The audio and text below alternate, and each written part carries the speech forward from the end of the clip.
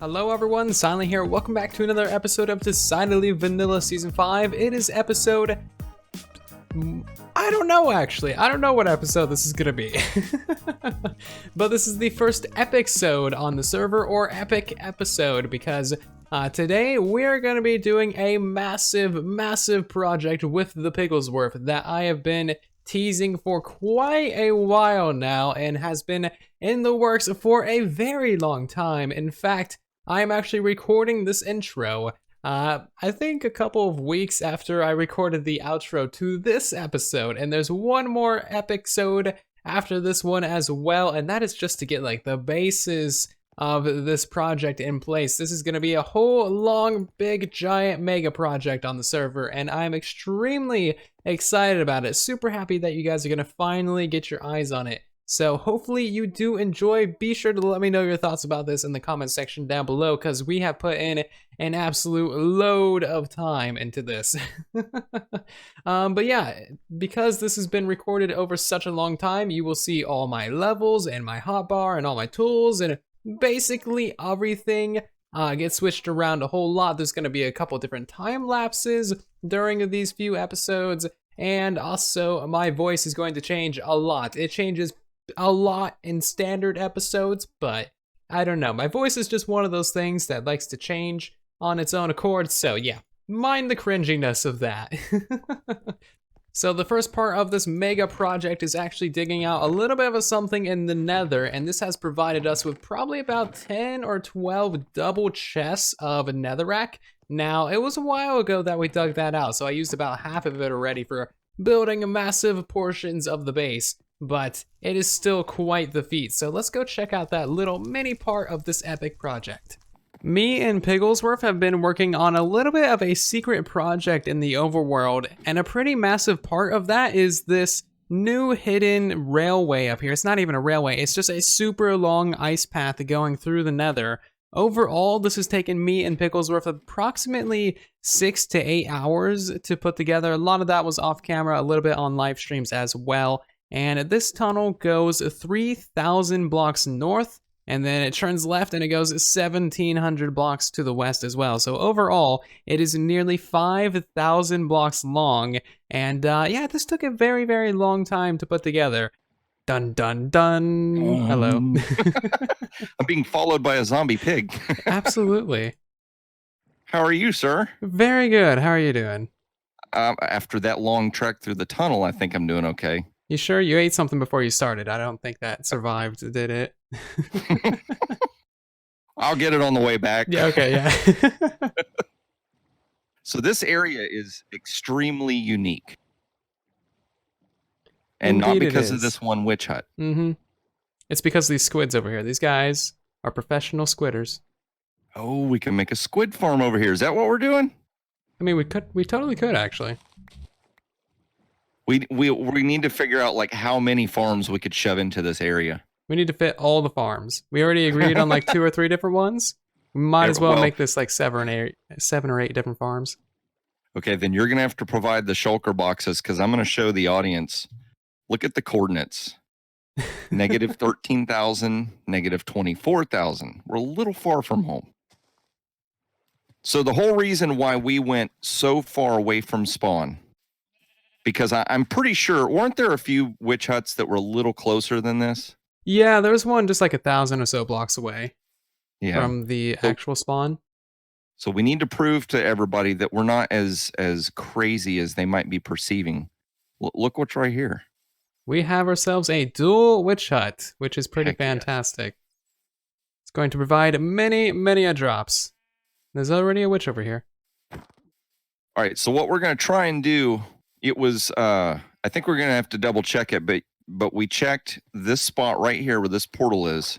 Now, we don't come out of this portal because the one in the nether didn't synchronize right, correct? Yeah, it's a little bit funky. I tried, but yeah, we need to move the one in the nether just a little bit. This spot right here is pretty much going to be where we're going to build a building. And that hut over there and that hut over there, we're going to build up some farms and kill us some witches and get rich. Pretty much, that is the plan. Infinite redstone, infinite glowstone, infinite bottles, and most importantly, infinite sticks. You know how important those are. Well, That's what with the main purpose of BJW this farm is, and it's just a I was stick gonna say farm. with BJW, I don't need the sticks now. We've got the cheaty carpet thing going on. Oh, well, that's cheaty. This way you can play legit. Oh yeah, okay. So But the thing is, you got to transport like 30 shulker boxes full of sticks back to your base. uh-huh. So yeah, remember we're 30,000 blocks away. Do you see what I'm doing right now? Oh, I think what would be the best course of action is let's go and get the farms built, and then that way they can be running while we're doing everything else. makes sense. And we'll get the farms done, then we'll work on this area right here, and then last bit we'll go around like doing the perimeter. And then underneath us, there's also just a massive, utterly massive mine shaft as well. Ridiculous. So that's There's gonna like be 3 of them under there, isn't there? yeah. It's just it's a lot. Crazy. So we'll meet back up with the Pickles Wharf in a minute, but it looks like he's actually already started building his farm and may already be most of the way done. We can use the cheeky vanilla zoom trick. And yeah, he's got like observers and stuff in place. And over here we have barely anything. Let's go ahead and put that back to normal. It's kind of hard on the eyes. So we have a little bit of spawn floors built up, but of course there is a whole lot more to a witch farm than just some weird shifting floors spawning platforms. So if you didn't catch it, we're going for the ilmango design, and this does actually work in 1.13, although it is a little bit less efficient because mob spawning algorithm changes. But basically what's going to happen is the witches are going to spawn like right there. Let's just use that as like a demonstration. And then the floor is going to get pushed this way, they will fall through. This one will get pushed this way, they will fall through again. And then they will basically just fall to their death from there. So it's honestly a pretty efficient farm, even for 1.13. And if you want to build this in your world, it's going to be linked in the description down below. And it's also extremely simple to build as well. But already, I need to head back to World Spawn, get some more jungle wood for these trapdoors. That way the whole build seems like cohesive and all looks the same. So I have some good news and I have some bad news. The good news is the entire farm is built up and it's fully functional. As you can see, we have a little witch down here. Just had to fly up a couple hundred blocks in the air to actually get some to spawn because of course there is no perimeter work done whatsoever. But the bad news is I completely forgot and didn't even think about doing a time lapse of me building this. We haven't done a time lapse in a very long time, and I'm kind of itching to do one. It would be fun if we could do one here soon. Maybe I'll find some other parts of this project that we can time lapse. That would be nice. Alright, so now that we got the farms actually built up and nearly completed as well, there is something that I want to do, and that is find the exact center of these two farms. And I don't want to do any math to do so, but I also want to find the most optimal height for that AFK spot. So we have to do the least amount of caving and perimeter work because there is such a massive mine shaft underneath this entire area, and mine shafts take a very long time to light up. So the less of that we need to do, the absolute better. But the thing about 1.13 is that there are no mods for 1.13 at all, not even like client side or anything. Modding has not caught up to 1.13. So we actually need to go back to 1.12.2 to get ourselves a sphere generator. And basically what a sphere generator does is it allows you to select a block, and then around this block it will generate a giant 128 radius sphere. And then that is how you know where mobs can and cannot spawn and where they will start despawning. And here we are in Minecraft 1.12.2. Thank you very much, Red CMD, for helping me get this mod installed. I was having quite a bit of trouble doing that. Not used to mods whatsoever. But what I have done is I have taken the decidedly vanilla seed and generated the same world in 1.12. And then I got the bounding box coordinates for both of our witch huts and I marked those out. So that would be the witch hut that we just built, and this would be Pickles Wharf's witch hut over here.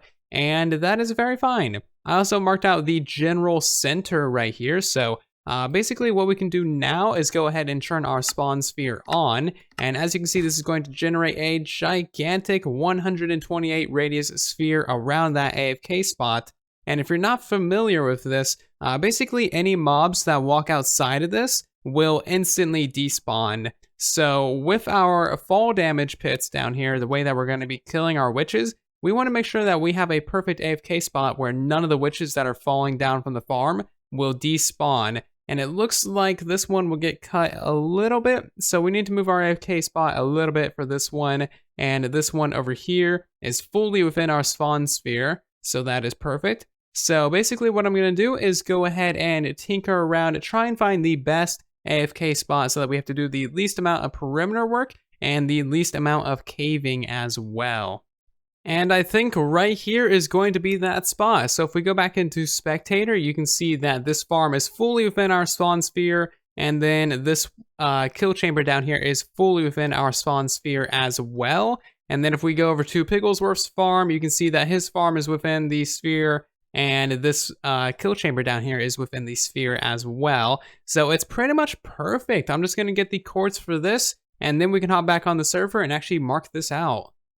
The witch farms are coming along very well. I'm just working on getting a sky elevator in place right now, and that should just about do it. This will blast us all the way up to the proper AFK spot, and pretty nice little view up here. So farm number 2, the one that I'm working on, is pretty much completely done besides item collection. And then farm number 1 over here just needs a little bit more work. As you can see, it needs the roof filled in, and then just a little bit of mining underneath it, and that's really all there is to it.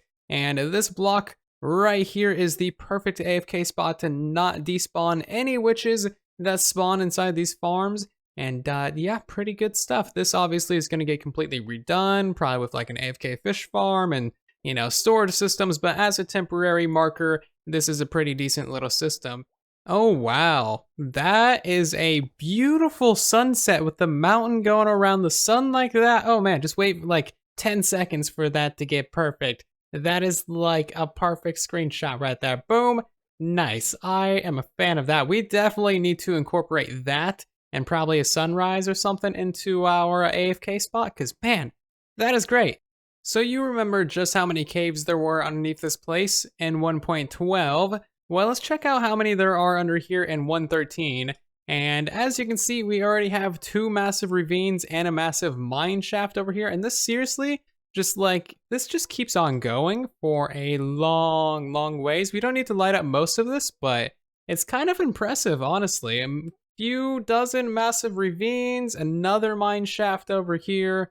A mine shaft generation definitely got some buffs in 1.13, so that's kind of cool, I guess. And then just so many caves, just so many caves. Over here somewhere should be the witch farm. Yeah, so we need to bring this down a couple more blocks over here. And then we have the kill chamber over here for the second witch farm. And yeah, as you can see, this goes down pretty far. So just a couple hours later, after a live stream, we have done so much caving. Probably around 3,000 torches worth of caving. And that's not really like a good, you know, number to give you. Well, it was 2.5 hours of straight chaos cave mining. And it was actually really quite fun. Looking forward to doing some more of this. But as you can see, we've gone through and just lit up the hell out of everything. There is like a lot more to do, but we've still done a ton. And this is really going to help increase rates, just this alone. And camera accounts are so nice to have for this. Like now we actually know that we need to go back up into this little area and light up all this crap. And it's just super nice. One thing that we do need to do is actually mark out the actual perimeter, so a 128 block circle around this center thing. That way we know actually how far out we needed to go caving, and that way we don't go overzealous like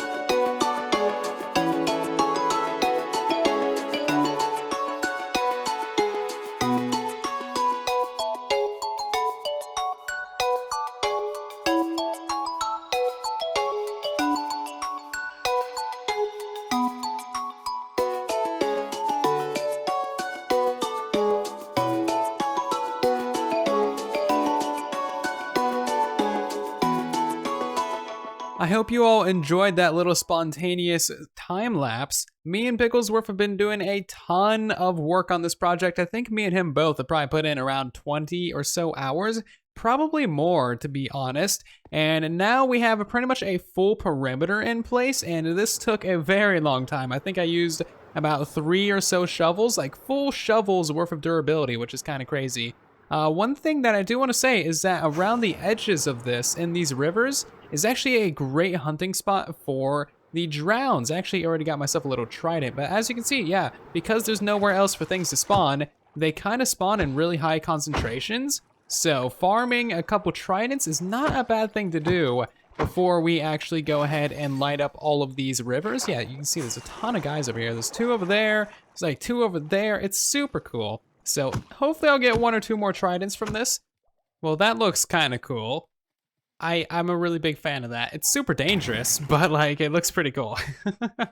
Anyway, so from the time that I've spent around this area, I've only ever seen drowns spawn in this river right here and that river over there, which is a great sign because that means that we don't need to light up all of this swamp water over here. So what we'll end up having is just a couple very bright rivers in this area. We'll just light them up with some sea pickles or something. It shouldn't be too big of a deal whatsoever. But we're also going to build a squid farm in this area somewhere over here. And then I think we'll also build a kelp farm over here as well because we might as well. Might as well just, throw all the different farms that we can into this area. I've been wanting to build a kelp farm anyway. And then all the kelp that we get from that farm, we can actually use for the gold farm because we need a ton of, oh God, that's gonna hurt. I actually got launched all the way to the side. Anyway, what I was trying to say is all the kelp that we get from the kelp farm, we can use for the gold farm, and then we can end up smelting down all the swords. God, that is actually really deadly. I'm a fan of that. And it doesn't look like they're gonna despawn either. Okay, so this is actually like a great prank. I think I'm just gonna kind of leave it like this because these aren't despawning. So next time Picklesworth goes up the elevator, he's gonna get launched like up to 30 blocks away. I've done this like 20 times already. Unless he lands like literally right there, he won't die because everything around this is water, of course. So hopefully he just gets flung super far, and he should because there's so many arrows in there. This is gonna be kind of funny. Hopefully he's recording. So, this has escalated a little bit. And, yeah, this is, interesting. Basically free particles. And what this is, I'm thinking, is whenever you unload an arrow in Java and then you reload it, it'll actually get these little, like, blue night vision particle effects around it, but they won't actually give you any effect, of course.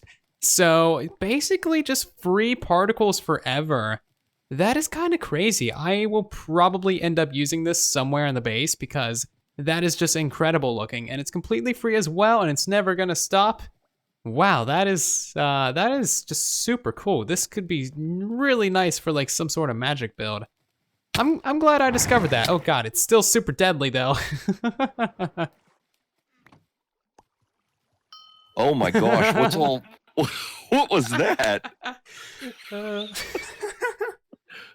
Did you shoot a bunch of arrows into the water stream? Yeah. That's crazy. I got the little ding sound from you getting hit as well, like I actually shot you. I still see arrows. See? Oh, no, no, no. Oh. I knew it was going to happen. I got your player My bed's obstructed, so I'm now at spawn.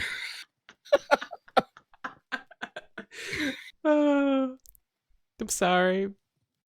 Pigglesworth, we have done a lot of work, haven't we? I feel like we have. I've lost track. I've been smacking path blocks for so long, I can't even see straight. I've broken many, many shovels doing this, and this is the last tiny little bit to do. Oh, there we go. Is that it? Yep, I think that's it. And then we gotta get rid of all these. Spawn on these? Nope, but I'm keeping them anyway. I got like 6 or 7 stacks of these now. Man.